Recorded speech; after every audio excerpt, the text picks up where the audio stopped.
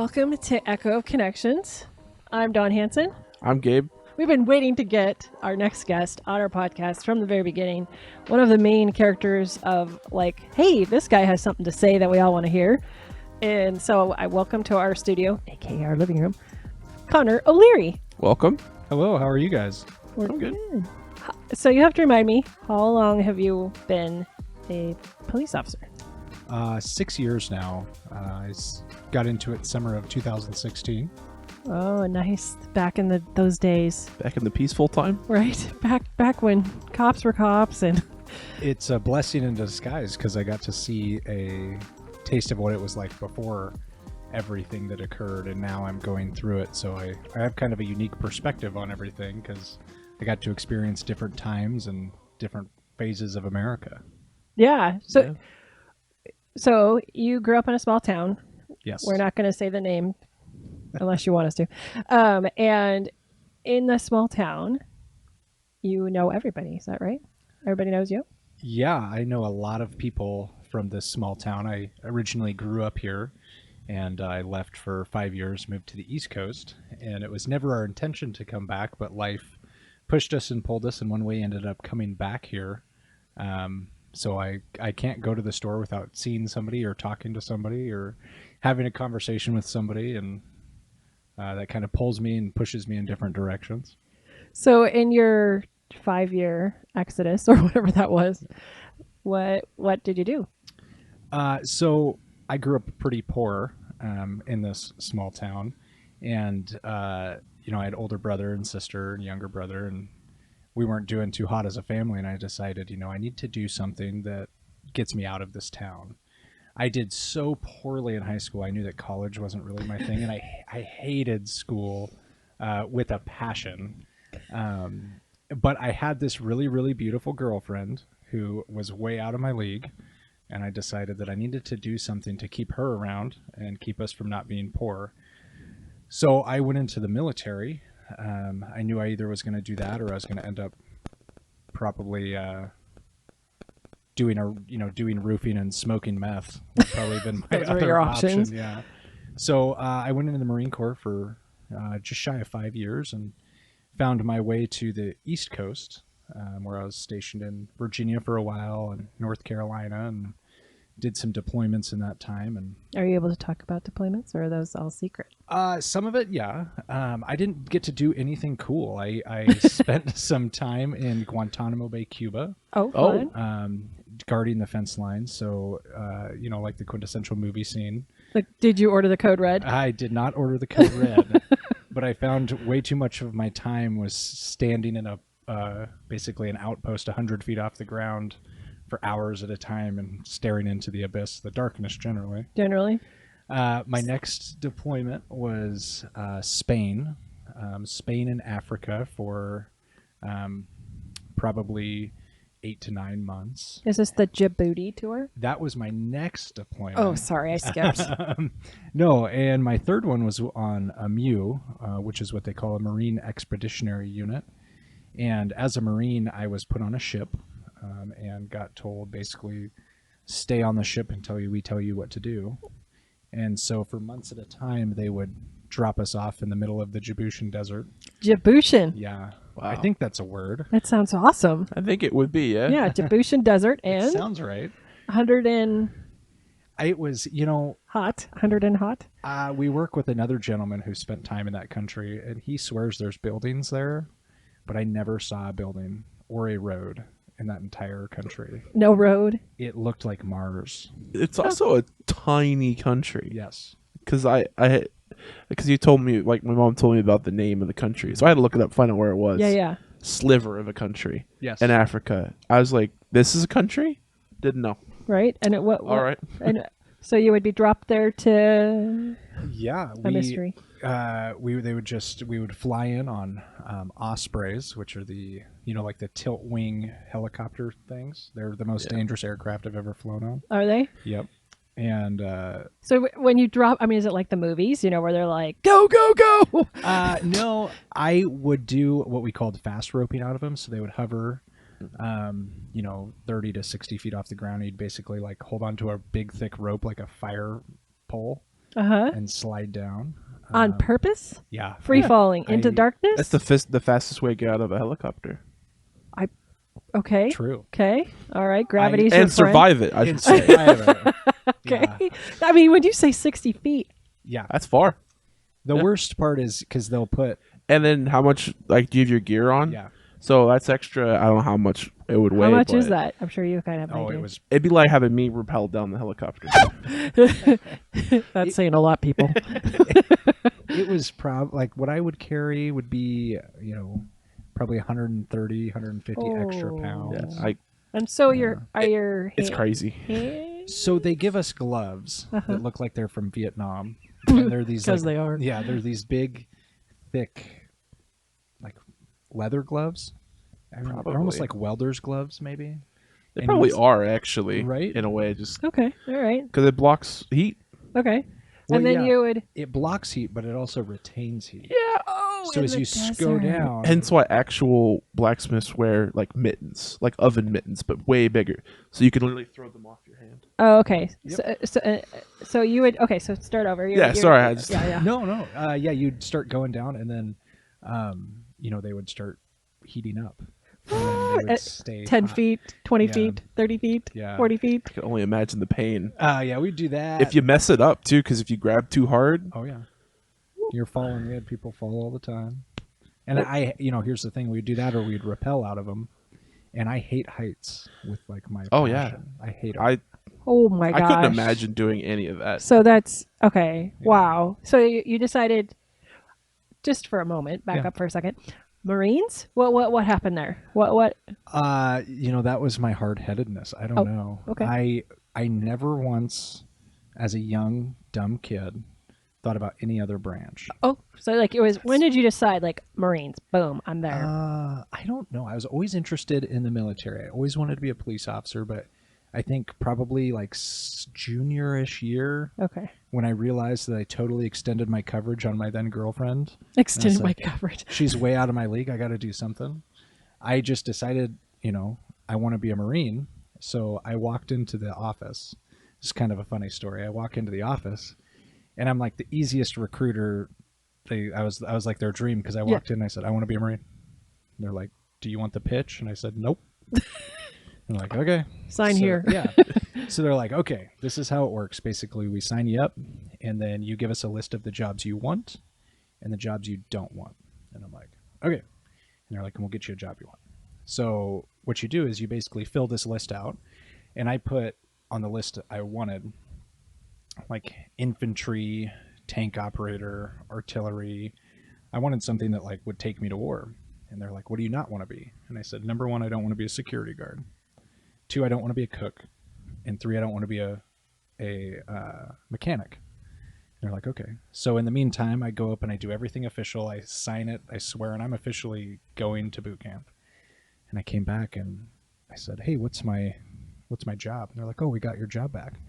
And I said, well, what is it? And he goes, well, just hang on.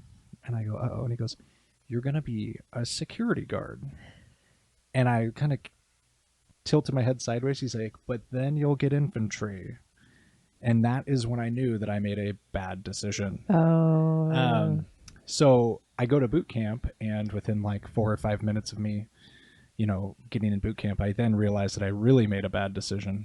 Where was boot camp? San Diego. Mhm. So I have a friend stationed there. there you go. Yeah.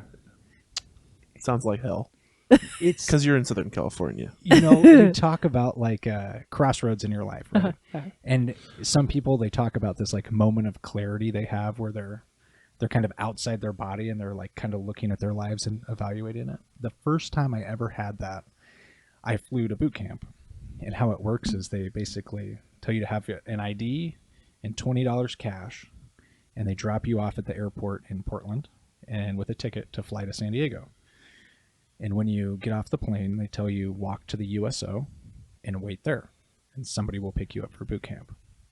So I'm already having a lot of anxiety. I'm really nervous. I'm 18, Have you been outside of small town? I had only taken a few trips. I'd been to LA to be on the TV show Oh. for a period of time. We could talk about Were that. you a superstar? I was on Dr. Phil. Okay, put a peg in it. We'll do the USO story. Yeah. We'll go back to Dr. Phil. But you know, I get off the plane and I only have $20, and I realize why I only have $20.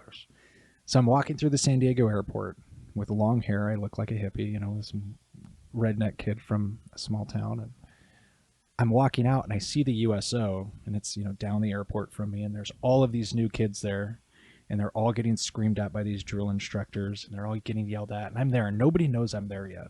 And I stopped and I looked at it. Well, then I turned to my left and somebody walked out of the big slider doors that lead to outside of the airport. And I'll never forget, it's middle of the night. I probably flew in at like 2 or 3 in the morning. But when the doors opened, this hot wave of San Diego air hit me. And I'll never forget that smell, not to this day. And I remember there's a palm tree, and I was like, I could just leave right now. I could just run out. They would never know. They would never know I was here. And I sat there, and then that was my moment of clarity. I was like, I'm about to do something much bigger than myself. And then I realized they only let me bring $20. And I was like, I'm not a good homeless person. I'm not going to be able to survive and get home on $20. So I walked in, and I walk into the USO, and the rest is history. Wow. Yeah. And boot camp is 12 weeks. I think 12 weeks. Yeah. I think it depends on how much you want to learn. So I know there's like other courses you can take and stuff. And Yeah, ours, like the Marine Corps, it's an initial boot camp. You did, I think it's 12 weeks. sounds about right. Yeah, and then you basically, I came home for like 10 days, okay. and then I start going on to my further training, and my further training, and further training, and the job that I got picked was embassy security. Oh boy. But Just what you wanted. Well, I thought, you know, that this was going to be bad, but it turned out really good because I got a lot of extra training. I got to deploy, I got to do these things, and then 2 or 3 years into my military career, they then sent me to an infantry battalion to where I got to go do what I wanted. But I got a lot of really good training and some fun experiences, and got to travel the world. Embassies. Yeah. So, okay, we're circling back to Dr. Phil. Yes. How old were you when you were on Dr. Phil? I was probably, I think I was a freshman in high school. Okay. Oh, And wow. what in the world? How How did that happen? So yeah, well, yeah. So we obviously, me and a couple friends worked at a local gas station, which still exists. Our favorite one, I think. Probably, yes. The one that washes your windshield? Yes, Love that I've place. watched- Oh, okay. Yeah, I've love watched that place. more windshields. I started there when I was a week after 8th grade, Oh, wow. and I worked there till I think a week before I left for the military. Wow. I asked my mom for $20 to go to a dance at 8th grade, and she yelled at me, and she's like, "You think we have $20? Go get a job." Joking. So I walked down and got a job, and I just never stopped working.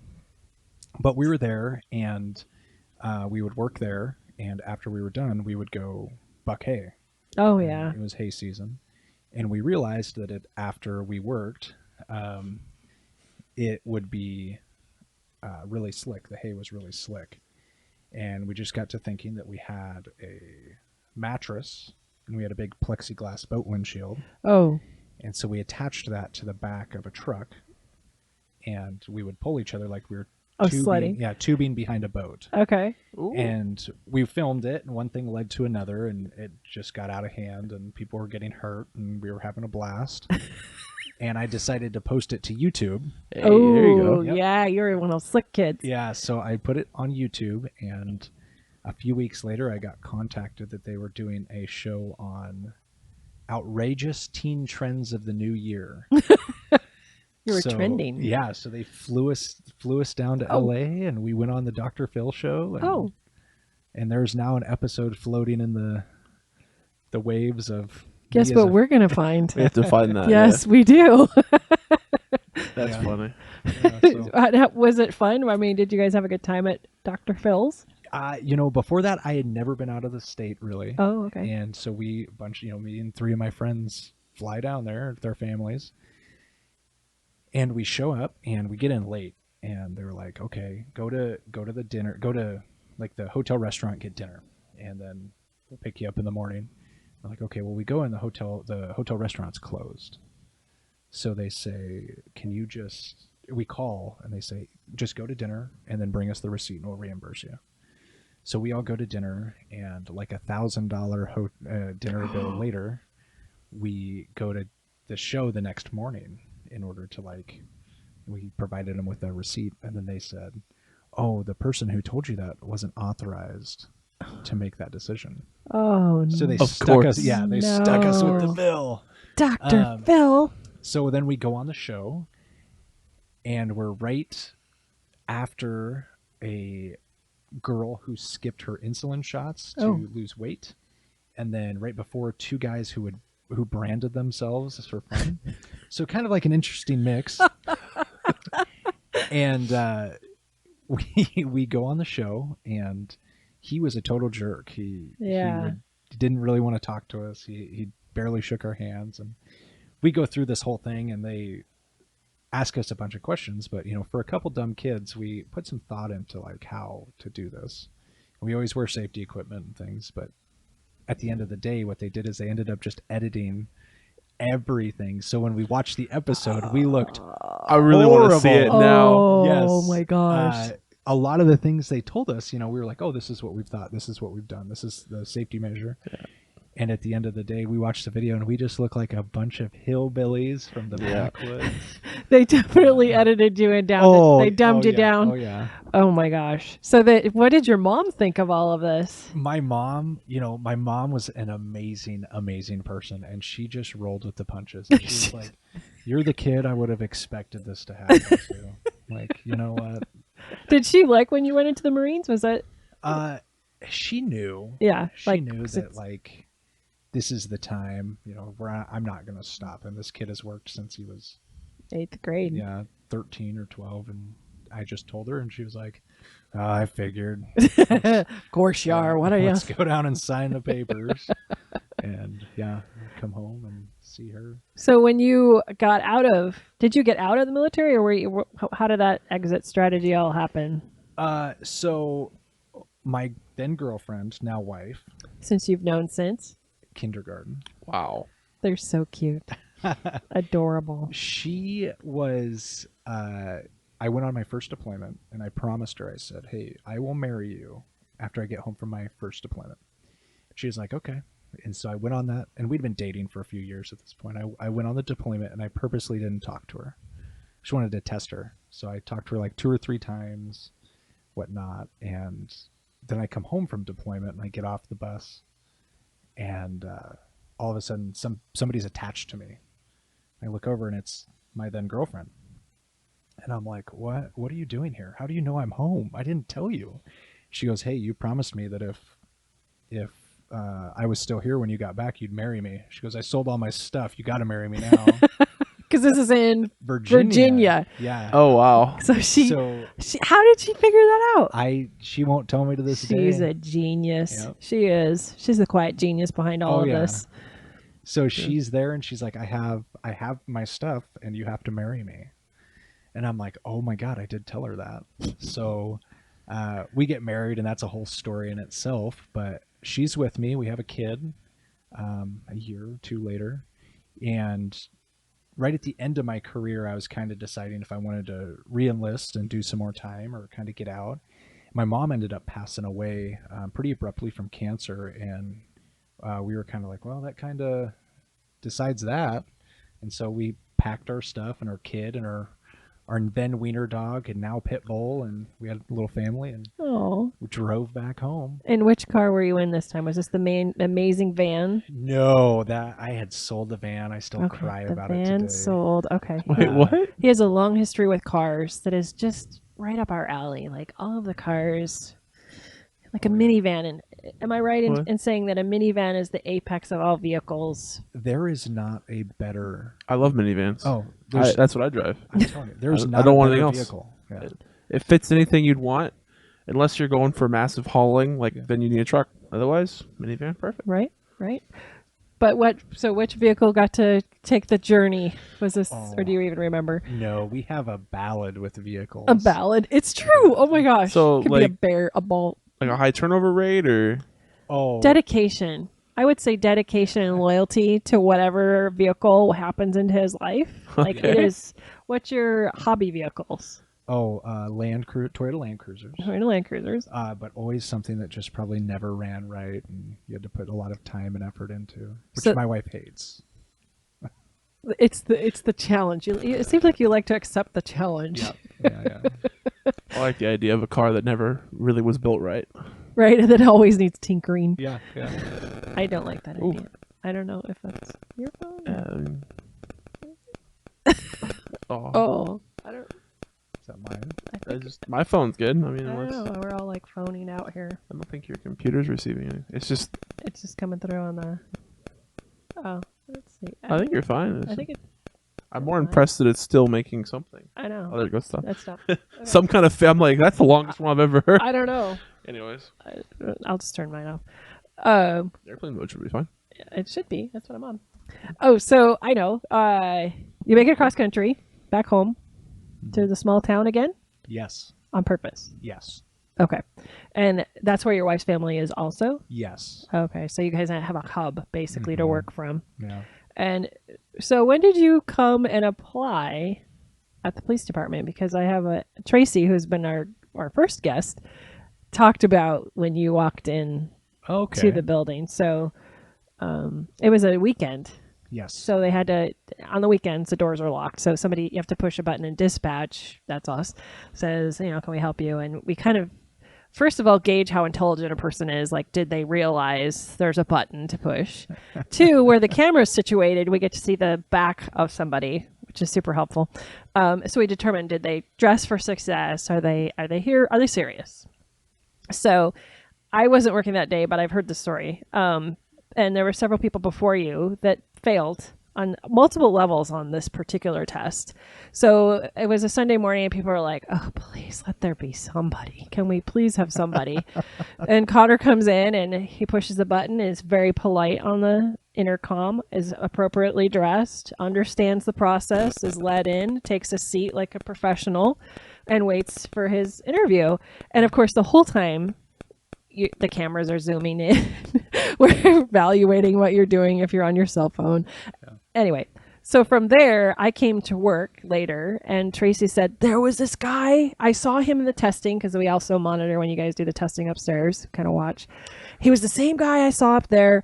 He is a cop's cop. That guy right there is a cop's cop. And so I don't meet you for quite a while. Mm-hmm. But that was what our experience from our end was looking like. Like, there's this guy. He is a cop. He's going to be the one. He's completely averagely built. He looks nondescript. Not a lot of muscle.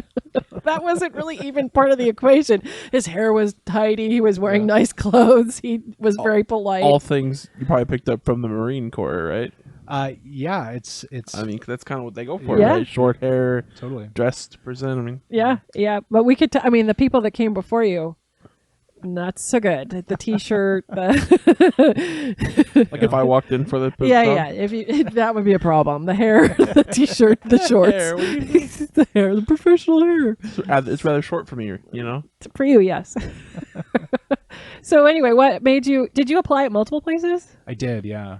And did you know where you wanted to work? Did you care? That's a whole ballad. I've used that a lot, but it's true. So I always wanted to be a cop, but at that time it was very competitive to get into being a police officer. And when I got out of the military, I wanted to just take time off. So for like 6 months, I did nothing. I sat at home. I grew my hair out.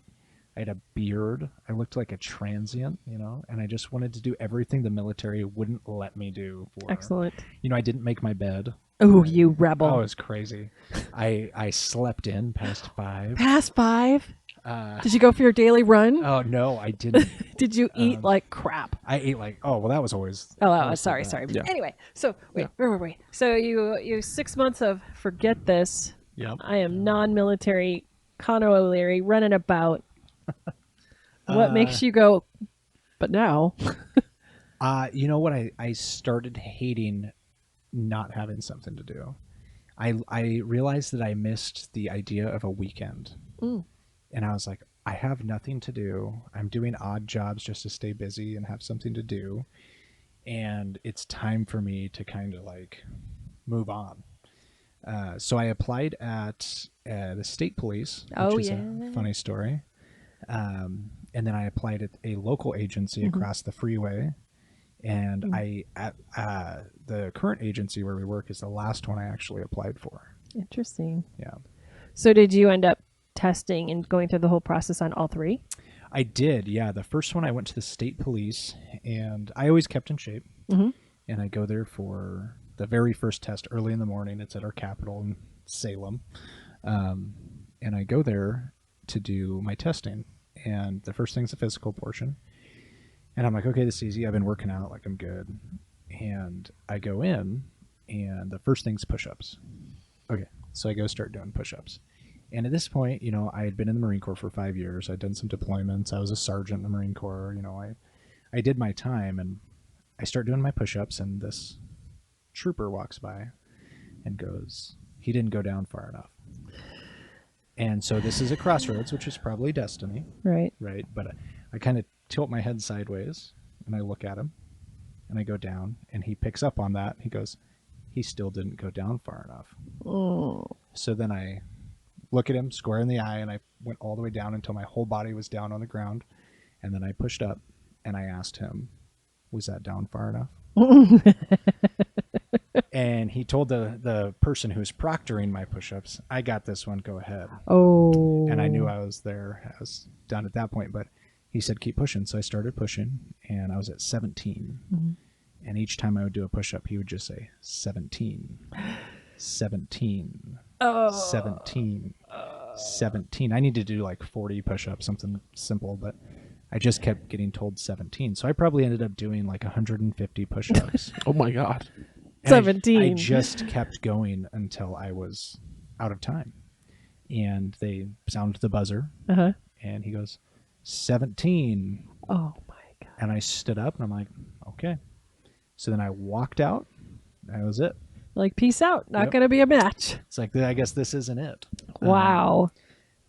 Yes. Their loss. Yeah, no kidding. Big Well, loss. It That's was- true. Yeah, I was so fortunate looking back that happened. Yes. Yeah. So then did you go to the next Yeah. agency? I went to this neighboring agency because I know prior to me being in law enforcement, I knew quite a few people who worked there just through friends. Mhm. And there's a person who works over there. I grew up with his son, and I applied there. I was like the next match, like, oh, this is, I guess, it. Logical? Yeah. And I kind of started getting ready to go through the process with that. And we were in the market for a house, me and my wife. And I got told, hey, you should look at this house that my friend owns. So I meet this guy who is this old retired detective who used to work for Springfield, or the agency we work for. We've accepted Oh, okay. it's Springfield. We're It's good with Springfield. that. So we work there. And he's crazy. This guy was like, he was Which older. one? Don Bond. Oh yeah, Don Bond. Don Yeah. Bond. There we go. And he's an old Marine. Yeah. And he wants to show me this trailer house that's like on an acre. And I'm like, okay. So I start like looking at it. I'm more interested in the property. And we're walking through this house, and he opens up the back room, like the master bedroom. And as he opens it up, there's literally like a half of an oak tree sticking through the ceiling and then through the floor. It's one of those houses. Yeah, and he's like, Oh. I didn't know that was there, and shut the door. And I'm like, what? What? So at this point, I have a wife, I have a kid. Like, I can't just Can't move put him in a into house with an oak tree in the middle. Right. It's clearly a custom job. Yeah, this is People like, love that stuff. right. Yeah, Some sort of There's some houses elven for that. magic going on Totally. there. And Who doesn't want a tree in the middle of their house? right, Let's put one here. Perfect. Uh, No, sorry. he says like, oh, I heard that you're a Marine, and I said, yeah, one way or another. And he's like, did I hear that you applied for this other agency? And I'm like, yeah. And he's like, nope. You're gonna go apply for Springfield. I was like, Springfield? I never thought about it. He's like, yep, that's where you want to be. If you want to be a cop, you go to Springfield. I'm like, okay. So I apply, and the other agency's process goes super quick, like Oh yeah. exceedingly quick, and ours is like very, very slow. But throughout my time in this process, I got told from multiple people, like, if you want to have a guaranteed job and get paid more and have more special assignments and have it easier on your training, go to this other agency. And they said, but if you want to be a cop and you actually want to help your community and you want to work in a place where you're going to make an impact, you go to Springfield. Yeah. And it was people from this other agency who told me that. And I like looked at that really hard, and I'm like, you know, I could have went into the Air Force or somewhere where I would have had a much easier time, but I went into the Marine Corps because I wanted to make a difference. And so here I was kind of at this crossroads, and I was able to get a job at Springfield. Absolutely. And it was rough, and it was touch and go at times. Was it?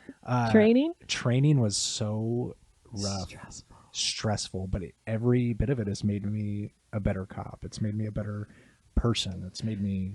Do you ever hear your trainer, like a moment will happen and you'll be like, oh, that's when, when I don't know who all your trainers were. Yeah. One of my first trainer was my most influential, 100%. He's this handsomely older gentleman who's got a ton of hair on the top of his head. He worked in a mill for 25 years. He's a man's man of the with an extraordinary ability to just, that's how it is. He just can simplify the most complicated situation. Oh, absolutely. And yeah. Always the one of those kind of people around. He's a tough guy. And he's one of those people that I think naturally everybody looks to be like, what does he think? Because if he says you're good, you're solid, you're going to be a great cop, you are. And that's how it works.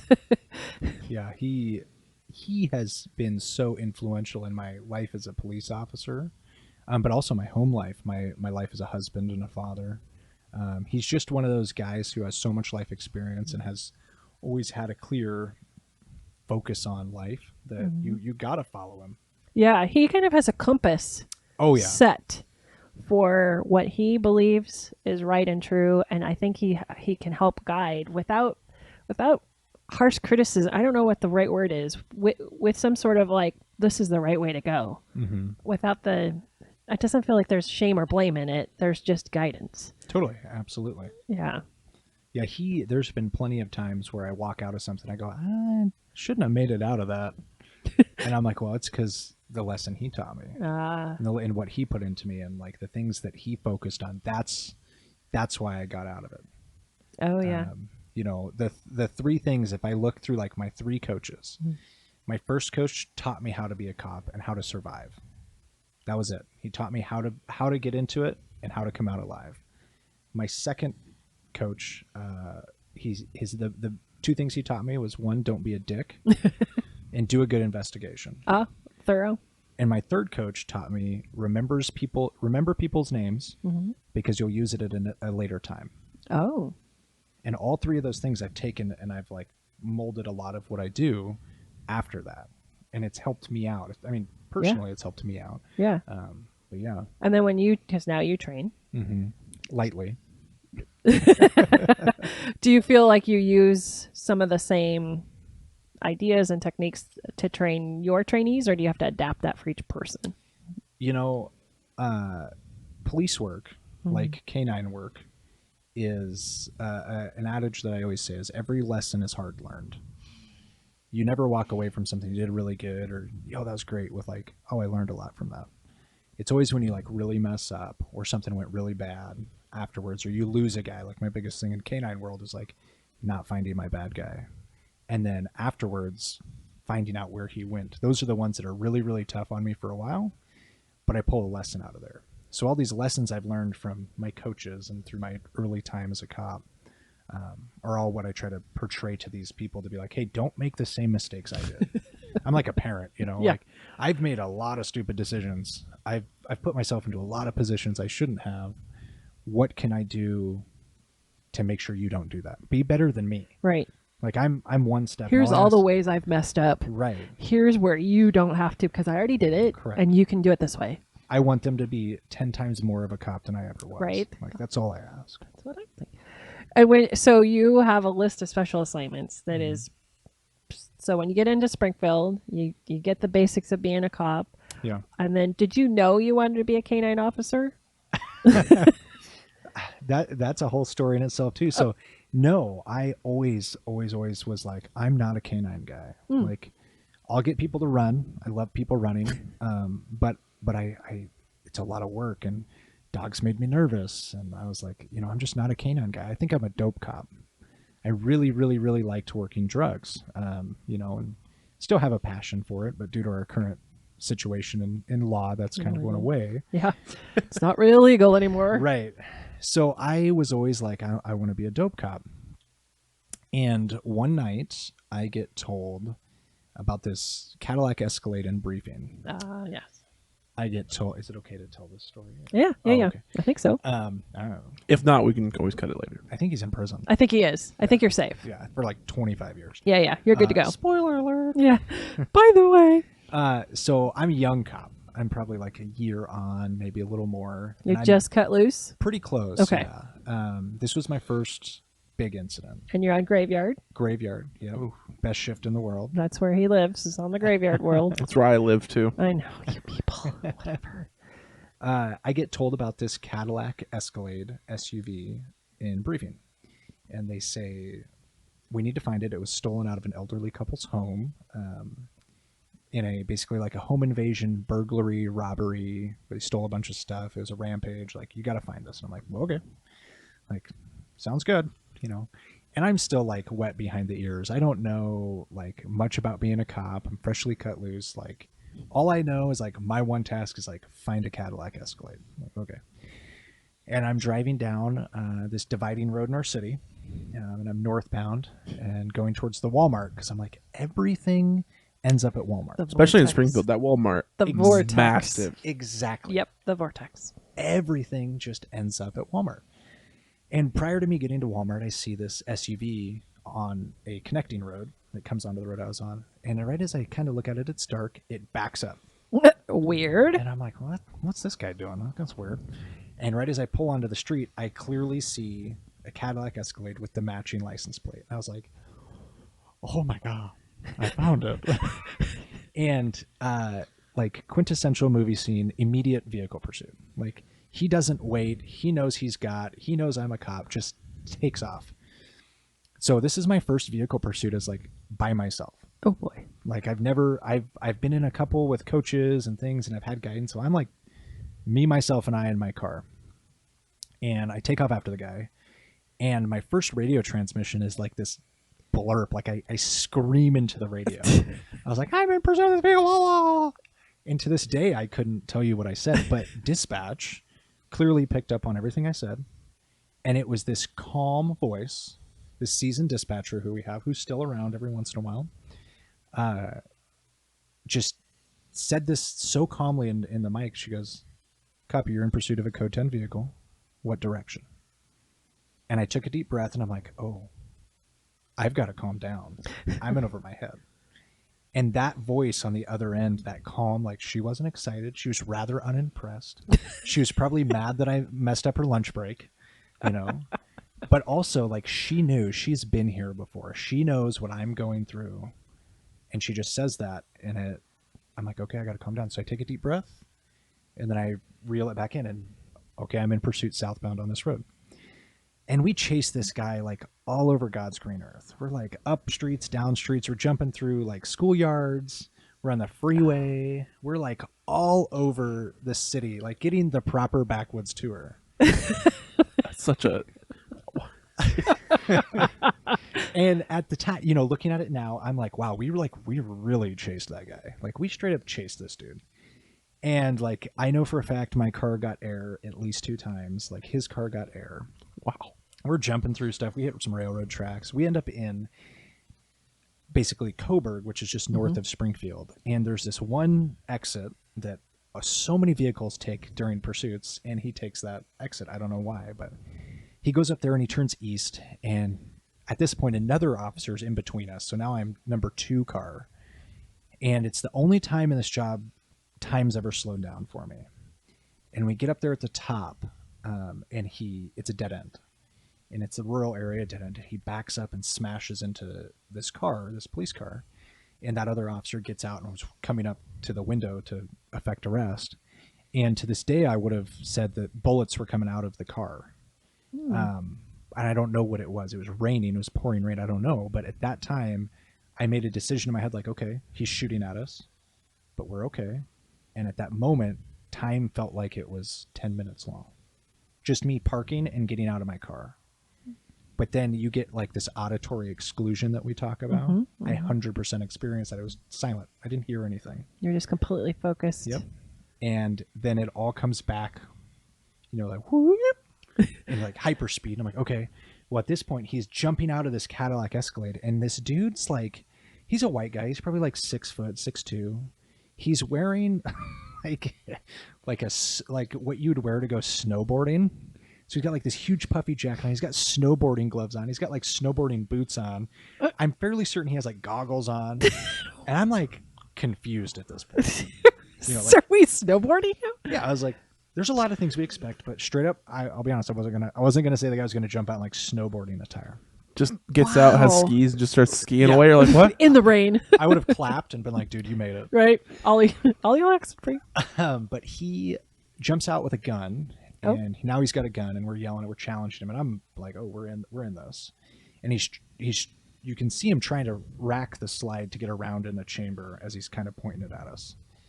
Well, at the same time, another officer who's a K-9 officer gets his dog out, and at this point, I didn't know anything about K-9. I just knew that they found my bad guys. And right as he's kind of sitting there, he's kind of trained in, and the guy's still manipulating the gun, he sends his dog. Oh. And the dog does everything perfect. He runs up, he actually grabs the forearm of the one that's holding the gun, and it removes the gun from the guy's possession. Wow. That would hurt so much being bit by a dog. Oh, yeah. Oh, man. So now we're on the ground, and we're actively fighting with this guy. The rain still. The rain's, you know, we're fighting with this guy, and he's actively trying to get this gun. Oh. And the dog never lets go. The dog does everything perfect. Oh and my is just gosh. continuing to fight this guy. And the guy's super high on meth. Mm-hmm. And one way or another, you know, I come out of it super bloody. I'm all beat up. You know, we get this guy in custody. Turns out that he's like super wanted. He was wanted for a homicide up north, all these things. He goes to prison. But at that moment, I was like, that dog just saved my life. Grab the gun hand. Like, that was the most insane cops episode. Like, I've never seen anything like that. That is amazing. And so at that point, I was like, maybe I want to be a K-9 handler. And one thing led to another. We had an opening on the K-9 team. And I put in for it. And I guess they didn't have anybody else to choose from. They chose me. And it's been the best decision I could have ever hoped for in my life. And your dog Kirby is Kirby. He's like your buddy. Oh, he's my best pal. Yeah. He's the most gorgeous of the canines. He really is. He's a strikingly It's a good looking dog. fella. It would be really hard not to bond with it, for me at least. Oh, he is really super cool. Yeah. And so when you decided to become a canine, have you had a chance as to be the officer who sent the dog in Oh, a yeah. gun scenario Not a gun. or some sort of similar weaponish scenario?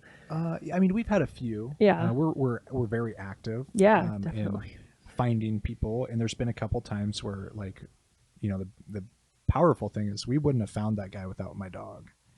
And there's a lot of times where I didn't trust my dog, but I'm like, you know, I'm gonna follow him, and it ends up paying off, and I'm like, I don't know how that worked. Like, Yeah. everything. So I don't know if you want to share on the one where you guys, I don't know, was Kirby on this one? The kid and Yeah. yeah, Yeah. the Yeah, I'll talk snow about it. story. Yeah. Speaking of snow, No. So Kirby and I had a dog for a brief time before. yeah, And this dog was like a wolf. yeah, He was, a rebel. yeah, he was strong, and I tested with him for a little while. We ended up giving him away. He was big. He was full grown. He was, you know, large and angry and mean and hated everybody. Yeah, he wasn't an easily bonded to dog. No. It didn't seem like. Probably bad for the canine unit. I mean, I think it seems like Yeah. the dogs and the handlers that do best are the ones that can easily bond and love. Yeah. Like you can just, Totally. they're part of your family. That's how Oh, it yeah. works. Take it away.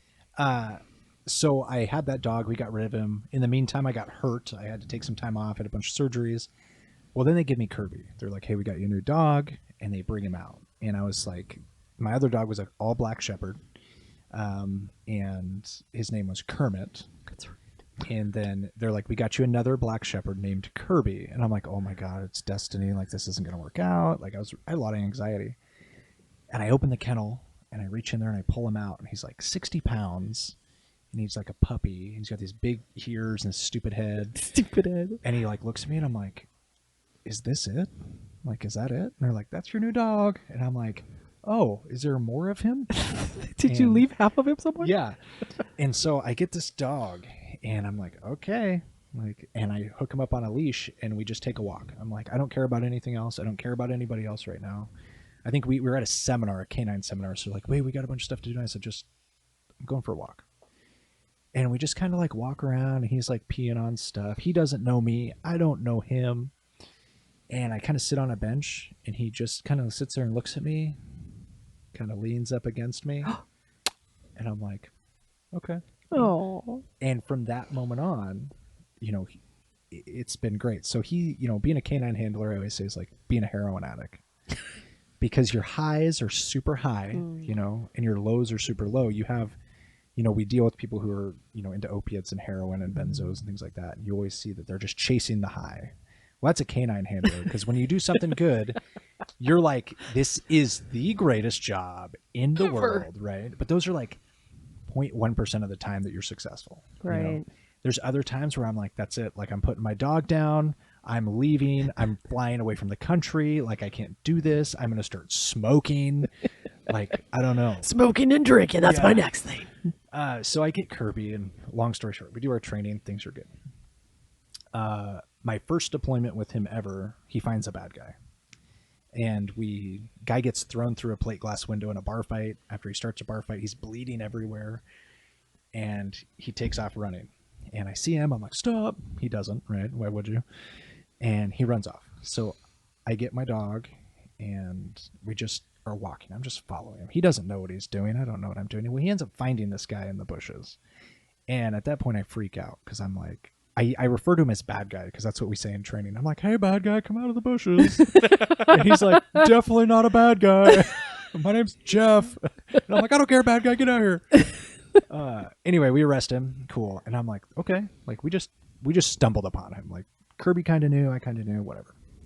So fast forward 2 days. So this is my third day on patrol with my canine. Like, we don't know anything. Like, he's still a pup. I don't know anything about dogs. And a sergeant pulls me in and says, hey, you have an assignment. You're going to be detached. Like, this is a big deal. And I'm like, okay. And he said, essentially, we had a guy who got in a domestic violence incident, basically beat up his wife pretty good. He kidnapped his 3-year-old son, who's mute and deaf. He got in a long vehicle pursuit from, I believe it was Oak Ridge, which is this rural town pretty far east of where we're at.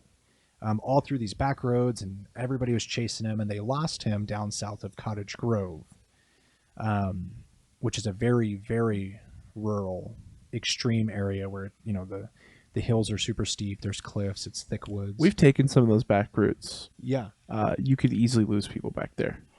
Totally. And never find them again. Yeah. Yeah. And that's like 10 miles off of I-5. Totally. Was this during the day or was this at night? So I essentially get told at night that the pursuit had occurred earlier that morning. Okay. And that they had lost him. They'd been searching all day long. Okay. They said, we've had multiple dog teams up there. We've had helicopters up there. We've had drones up there. We've had search and rescue up there. We cannot find him. I'm like, okay, you know, and they're like, your time is going to start at 3 a.m. Okay. I'm like, 3 a.m. Okay. And they give me a place to show up. Okay. And this is like their initial hub where you're going to go. So I remember it's icy out. Like, the roads are icy. Because it's winter. Winter. Yeah. And where we're going is pretty high up. And so we drive out there to this guy, and he gives us a grid coordinate. He's like, you need to go to this grid coordinate. Oh, boy. And I'm like, cool. Okay. Yeah. Okay. So, using your phone to put in the grid. Yeah. So I have my friend, my close friend who I work with, and another guy who's now a sergeant on one of our SWAT teams. He's there with me, and we have to 4-wheel our patrol cars up this sanctioned 4x4 wheeling trail to get up to the top. And was there snow? Not Not where when we you were were. four-wheeling. Okay. As we get to the top, there absolutely was. Okay. And so we get up there and we get told, like, this isn't looking good. It's been sub-freezing all day. Like, we don't know where they're at. There's no way out. They And can't this get out. kid has a medical condition that requires medicine of some kind. Yes. Also. Yes, he does. So there's like this desperate timing problem. Okay. It's Yep. like a movie, but I mean, it literally happened. Yeah. No, I was just sitting here going like, how is every story you've told so far so movie-like? Maybe you should partly- write a book. I'm telling you, you should. Anyway, so you're up on the mountain, four-wheeled your way up. Yeah, so we get to the top and it's like pitch dark and it's freezing, and I decide, well, not I, it's really a team discussion, like, let's just wait this out till daytime. We're going to be much more effective during the daytime. And they're like, okay. So I think we hang out for like 2 hours, and up on this, like, what they call the Bohemia Saddle, which is up by like these old mines, and they're like, it's just snow and sun's just starting to come up, and we decide, let's go. So they tell us, like, hey, we're going to take you down to this intersection, and you guys are just going to search around this intersection. And we decide, like, nope, take us to the car, wherever the car is. Start back where it all Yep. happened. And they're like, Yeah. Kind of what you would do with a dog. right. Like, Start at the beginning. if I was planning something Yeah. and you're manhunt and you're like, all right, bring the dogs in. You start with where they were last spotted. Totally. Usually going to be a car or a building. That's, Or, and that's actually true in any investigation. You start back where at it the all beginning, started. yeah, Yep. but, you know. Any kind of, that's true. 100%. Basic. Yeah. And we kind of get some grief from some neighboring agencies. They're like, why would you do that? Like, it's already been searched. Like, that's stupid. We're going to go down to this intersection. Well, those people ended up popping tires on their vehicles, and like, they spent all day changing tires out. But that's beside the point. So we go down and we have to get in a Razor. Oh, Polaris Razor, and they take us all the way down this huge trail to this Jeep that's crashed in the woods. I'm like, okay. And they're like, hey, this is futile. Like, it's been searched by 5 different dog teams or whatever by now. Like, they're not here. Like, we think they're dead or they're too far. We can't access them. And I'm like, okay. I don't know anything about dogs. My dog doesn't know he's never bit anybody. He doesn't know like what a police dog is. He's just like, I kind of know what I'm doing. I use my nose, but otherwise. Right. So we get out and then we just start working, and we start working down like the natural kind of downhill that you'd go. And Yeah. You're running away. You're not running uphill. right. So we start going down like this deep creek gully thing, and he's just pulling and pulling and pulling. And I always got told during K-9 stuff, like, break it down. If your dog's pulling you with force, follow him. Mhm. I'm like, okay. That seems logical. And now, as I get further into K-9, I like think about it other ways, and I talk myself out of things. But like back then, it helped because I was like, I'll just follow him. What else So can you do? I just follow him. And for like an hour, we just work down this creek, and it's just horrible. And there's, it's landslides, and there's trees, and we get in scent and out of scent and in scent and out of scent. And then And could you finally- kind of tell when you're in scent? Oh, absolutely. So what does he do when you're in scent? Then you know. So, a dog, when they're out of scent, like, they have energy and stuff, but when they get into scent, especially now, my dog jumps up into hyperdrive. His tail starts wagging like methodically and rhythmically from base to tip. You could totally see it with our dogs because Totally. like our old dog Roscoe, he part bloodhound, I swear, he would track shit all over. It was our part of old our property. game. Yeah, Yeah. he would track shit. So And when he does his little nub, because he had like a stubby tail, Yeah. so it just go really fast and Oh yeah. so with yours, Yeah, sorry. do his ears change? No, It's the tail. He watches his ear. His ears are like Standing up. like beacons. They- yeah. German Shepherds still don't have the floppy ear cute yeah. yet. That's Yeah. that'll come probably soon. And then so his is more of the tail will start a Yeah, there's an old metronome saying- swing. Well, really, you say that, it's true. So the old thing in K-9 is they say, the tail tells the tale. Oh. Because you watch a dog, even the scaredest of dogs, if a dog is scared, we generally wash those dogs out. But even a dog, when it gets into odor, it can't help but shooting itself into overdrive because it knows, like, that's what I got to find. So all of a sudden you see us change in behavior. So even what I write in my reports is I noted that Kirby was pulling me with a continuous and steady force.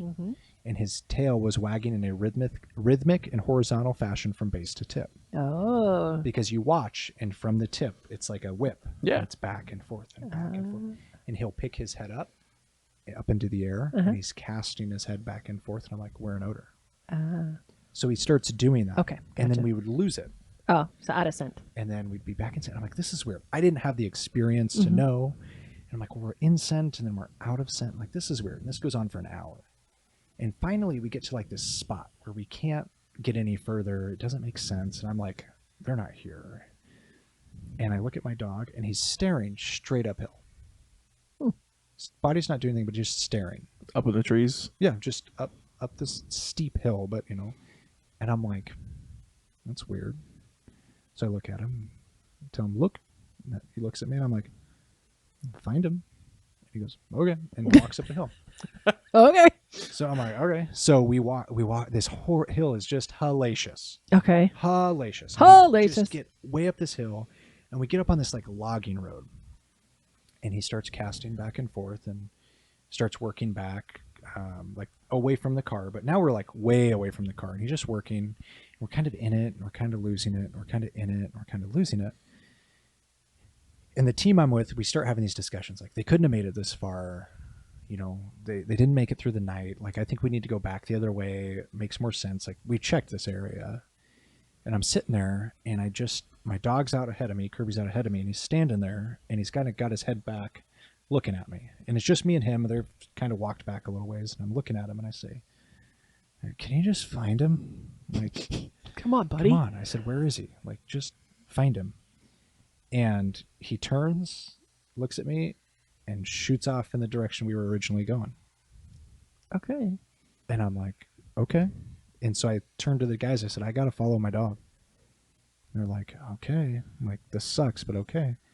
And I just keep following in that same direction that we were originally going. And we keep going and going.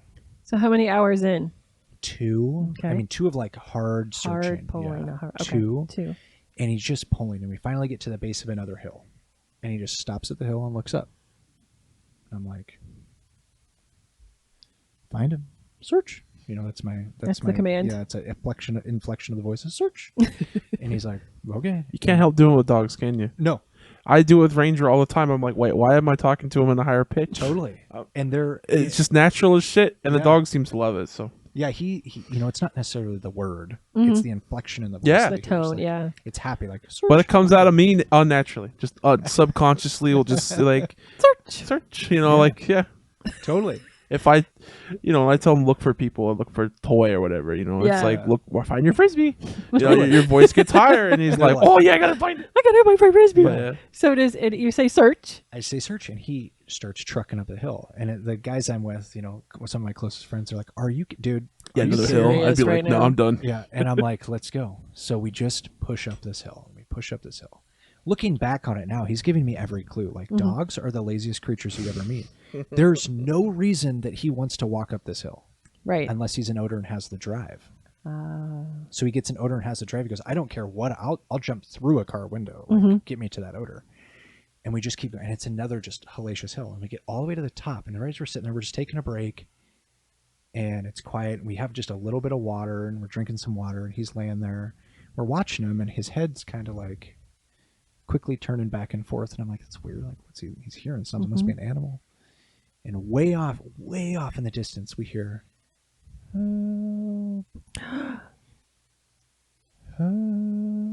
Holy shit. and I'm like,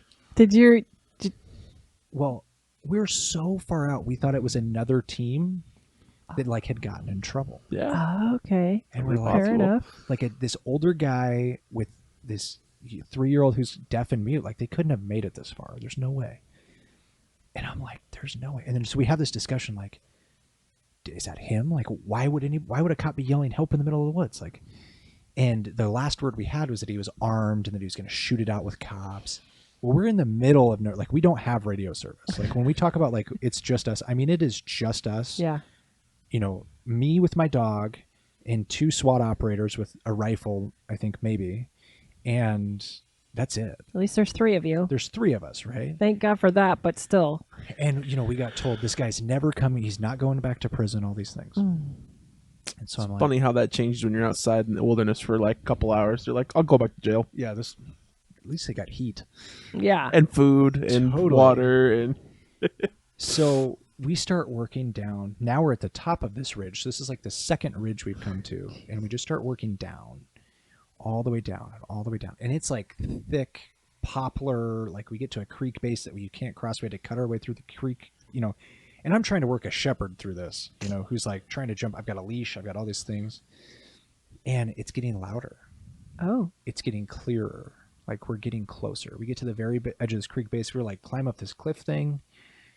And now we're looking up this thick mountain at what is just like every red flag of I'm going to get ambushed and shot. Oh boy. And I'm like, we're not just, he's got the kid. Right. Like we decide we have to go, you know, the team's like, we got to go get him. So we start moving up. Well, 3 guys walking through the woods is loud. 3 guys and a clumsy, goofy shepherd sounds like a truck running through a watermelon stand. And so I'm like, well, we're going to be quiet, but he's going to hear us. So we start working up, and we're within probably 30 yards of this guy screaming. And he says, I know you're there. Oh. I can hear you. And I'm boy. like, oh, like this is it. But I can't see him. Oh. My dog's in hyperdrive. Like my dog can smell it. My dog wants it. Is He's he trying barking? to get there. He's not barking. Okay. That's a whole nother trait of him. Yes. That's his toxic trait. That is his toxic We trait. can talk about wait, that. does he not bark at all? He does, But not on this call. but not on this call. Oh, We'll have to talk about how he likes to talk on the radio. Yes. so, I bet that doesn't come across quite nice. That hurts your ear. It's interesting. Yeah. It's a lot. He tries to talk. He sometimes does. But we work our way up, and we end up like we kind of surround this guy and challenge him. And he's there, and he's got the kid. And the kid like sees us. He's freaked out, but the kid's alive. Wow. And so we challenge him, and then we're going to like arrest him. But then we realize How are we going to get him out of here? that's Back up the hill. yeah, that's not going to happen. So then we're kind of like, How's this going to work? so then they're like, well, what do we do? Like, we didn't expect to find this guy. Right. We didn't expect to find him this deep. And now we haven't, like, nobody decided or had An planned evacuation yeah, plan an once you exit got him. Yeah, strategy. exit okay. So we're like, well, what do we do? So I look up this new hill that we're on, and I go, I'm so tired, but there has to be a road at the top of this that I can get to and walk to cell service. And so they decide they're going to stay there and do medical and start caring for people, try to start a fire. Oh, that's smart.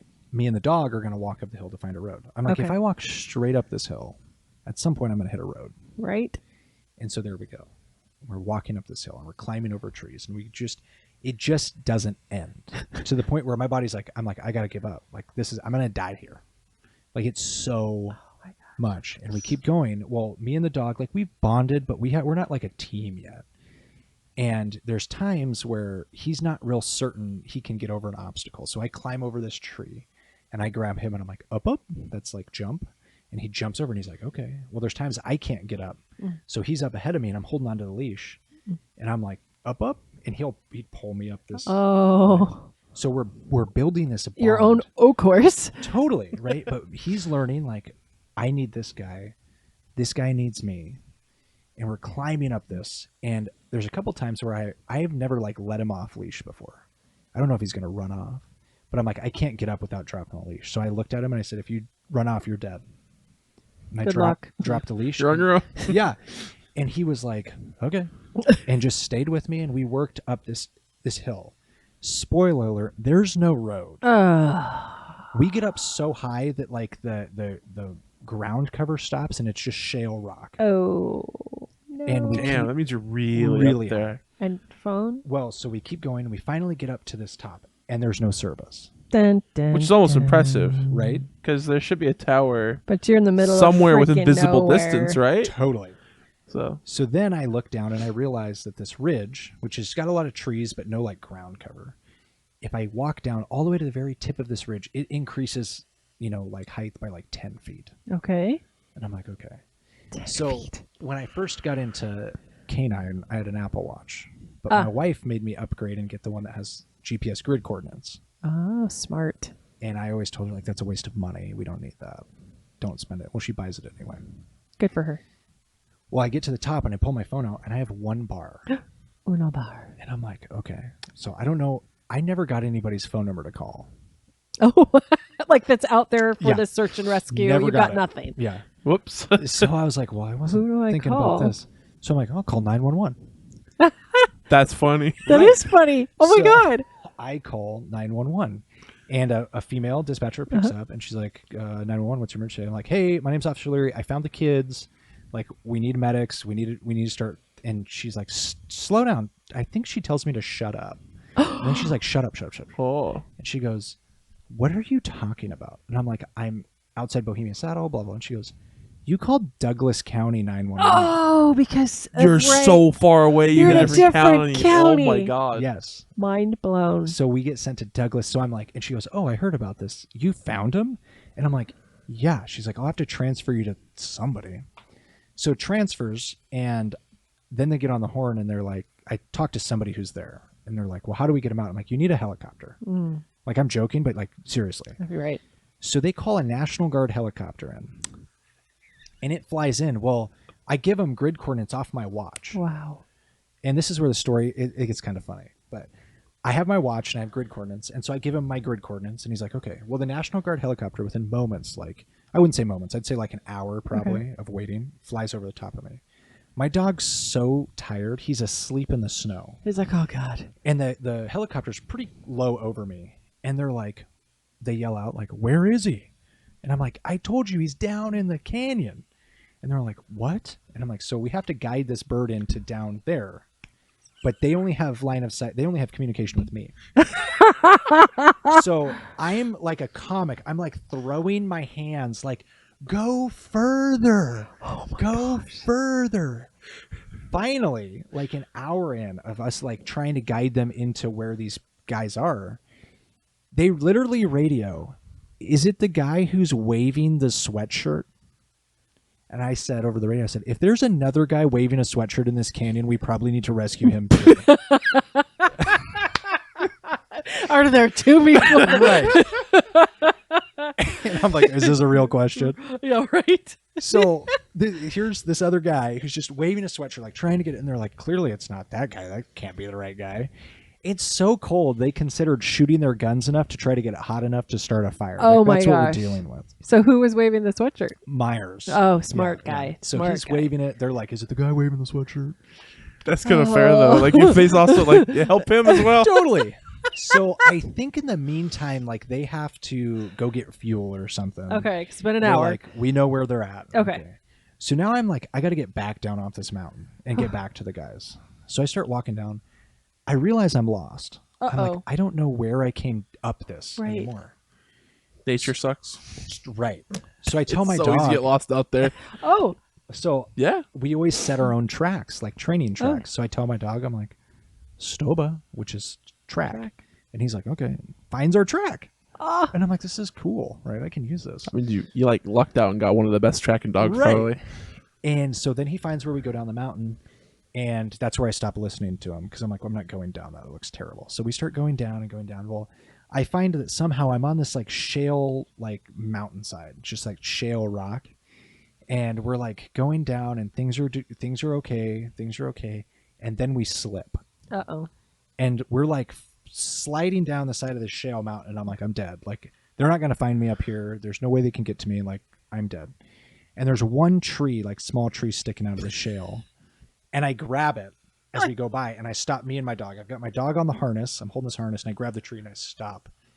And I just wait there. I'm like, how bad am I hurt? I sit there, and I kind of like wiggle my toes, and everything's okay. I'm like, okay, I'm good.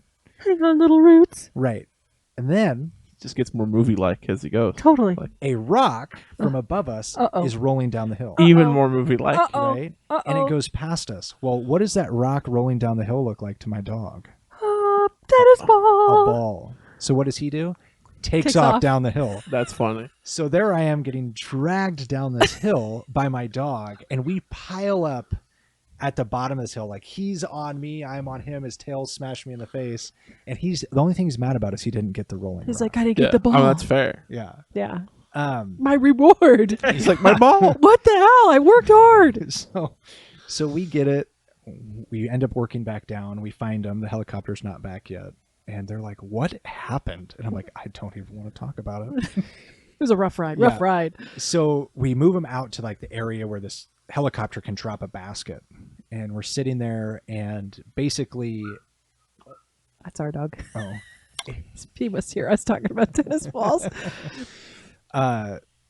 we basically get the helicopter comes over and they drop a basket and we put the child in it and pick the child up and everything's good. I'm like, we've succeeded. If this dude freezes, like, I don't care. You can stay cold. Yeah. I don't care. We're done. We did what we needed. Well, it turns out he had like broken his knee Ooh. running up that mountain. So we couldn't carry him out. So we're like, you guys got to take that kid back and come back. And we're sitting there and the guy has the audacity to ask me, the suspect goes, can I pet your dog?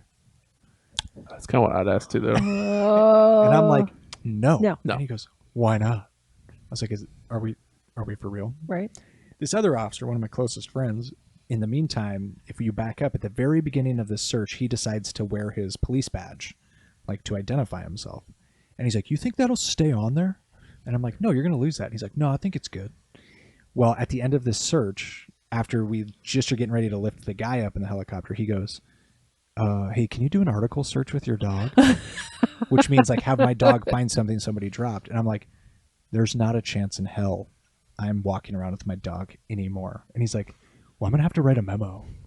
And I'm like, I'll write it for you. Yeah. We're not finding your Memo. badge. Memo done. So to this day, there's still a badge somewhere. badge somewhere in the woods that I'm sure some hunter will find. And Yeah, I mean, like, imagine finding like, 2098. like 100 years from now, they find a badge out there. Like, what? What? yeah, Back in the archives. And that kid ended up being okay. And totally fine, just cold. And they picked Wait, him and up. actually, us doing this podcast, we've now left evidence of where that badge came from. that's true. Another piece. Another piece that'll go in the They'll probably never ever be linked, but you know. time capsule. We'll put it in the time capsule. Yeah. Oh my gosh, that's a great story. So, would you consider that one of your miracle stories, or do you have other examples of things where you're like, "Wow, You know, that worked out"? you look at life and there's some things that maybe you can't explain, you know, whether you're religious or not religious, a higher power, who knows, but Yeah. that is a story that I don't know why it worked out, Yeah, but it worked out. And I look at it and it was probably a blessing that I didn't know anything about dogs and my dog didn't really know anything, you know, because my dog now is much different okay, than back then. And I think something aligned in the world that some power said, hey, not today. This kid's going to get out of here. We could have left the guy up there like you Right. made your bed, but it Yeah. said, you know, the kid's coming home. And for some reason, they decided to put us in that position. So when I got to work, you guys were already up there doing your it already actually the search had already been completed, but a dispatcher relayed to me that you and actually the three of you had all said together, we're going to go find this kid. Like, I don't care how long it takes. I don't care if I don't get sleep. I don't care if I freeze. We are going to go find this kid. And How old was the kid? 3? 3 Oh, wow. and had medical conditions beyond Yeah, being yeah. mute and deaf. But in my experience, I have seen that actually probably 4 or 5 times where we've talked about something in briefing. An officer has said, I will go find that person. And each and every time I've witnessed, there's like a certain sense of like determination and concentration. And I've had a moment like that myself where there's just this moment where I don't care what happens. By sheer force of will, and when it's everybody, we are going to find this. And it usually works out. Like I've never seen where that same sort of zeroed in focus has not resulted in us finding what we were looking for, getting the bad guy, rescuing the person who's the victim, who's the hostage or the kidnap victim. It's incredible. And it's when you're a part of that moment, I imagine you guys were like, wow, exhausted, but I think when we started hearing that, we all looked at we heard him first and help. We looked at each other and we're like, no freaking way. Like, So out of curiosity, how far away was that to the intersection everyone else went to look for? oh, good question. I think 'Cause- Nico, this other officer, I think he ended up doing it. We were pretty far. Like I don't remember what it was, but I've been up there several times since. We do a lot of four-wheeling in the snow in the winters. And I can go up there. You know, I've been up there this last year with my family, and I can look off into the canyon, which I think was named like Ass Hat Canyon or something like. It's something comical. Feels right. Like Ass Crack Canyon. Ass think. crack sounds right. And I look off into it, and I'm like, I couldn't tell you where we were. Like once it was so thick and so steep. Once I got into it, I just knew I was going what I think is southeast, but No I way couldn't to tell know. you. Yeah. Yeah, and that was an incredible day when we came in. Everybody was like, "You're never gonna believe what they did. Nobody thought they were gonna find him. Everybody thought that it was gonna be, a bad ending to a story." And I'm like, "Wow." Yeah. But we might want to look at calling it. Is it 116? Okay. You might end up being a 2 episode because you're such a great storyteller. That's one for now. If Yeah. we went there like 30 minutes, we'd probably definitely do 2. But yeah, so Yeah. we would love to have you back to talk about 100%. leadership and I would love to talk about all that. yeah. But thank you, Officer Connor O'Leary, for Thank you. your 6, almost 7 years of service. Yes, thank you. And Let- we didn't even anytime. get into all of your special assignments. No, I'll shut up now. no. No, that was was fun. That was fantastic. Thank you so much. Yeah. It was well worth the wait. Yeah. Thank you for joining us on. Echo Connection. See you next time. Bye. Bye. Bye. Thank you for listening to Echo of Connections. You can find us on iTunes, Audible on Amazon, Spotify, and our YouTube channel. You can check out our show notes with links to our guests' websites, books, and articles, along with other useful websites on our YouTube channel. Find our website at podpage.com/echo-of-connections for bios of our guests and blog entries. Please leave us a review on iTunes, YouTube, or Spotify. Questions, comments, complaints? Leave us a message on our website or email us at echoofconnections@gmail.com.